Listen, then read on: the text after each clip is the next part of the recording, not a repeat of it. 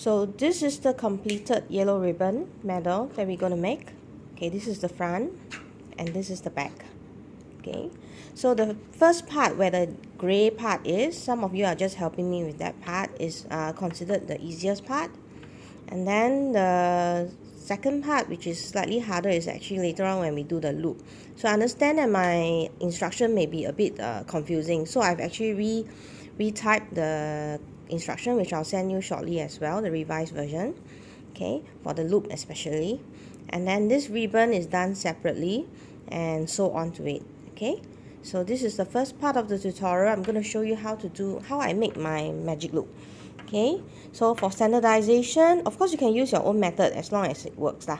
Okay, but I'm just going to show the rest of you for refresh, so that you refresh your memory how this is made. Okay, so I hold the tail, I wrap around my finger 3 times, and I gather them from the top, so I get these 2 loops, and then I get into position by clamming onto the 2 loops. Okay, so now the 2 rainbow is here. I take my crochet hook, I go into the 2 rainbow, pull my yarn out to do 1 chain. So for pattern call for 6 single crochet magic loop, so I'll go into the rainbow and I do my 1 single crochet, 2 single crochet, 3, 4, 5 and 6. Bearing in mind the 6 single crochet should be slightly looser than what you would normally do. So this, I pull up the loop, so you'll look something like this. Okay, and then climbing onto the first stitch of my single crochet, I'll do a test pull. I pull the tail to see which is moving, and then I'll pull the one that was moving from the top, from the first stitch, and I pull down. That was the one that was moving. Then I'll close the one that didn't move, and then I'll close up this.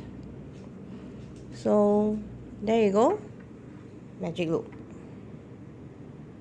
Okay, so from here, when I want to continue to the next round, okay, at home please use your stitch marker. So now I want to go into the first stitch. Okay, for beginner it's good to check 6, 5, 4, 3, 2, 1. So this is my first stitch.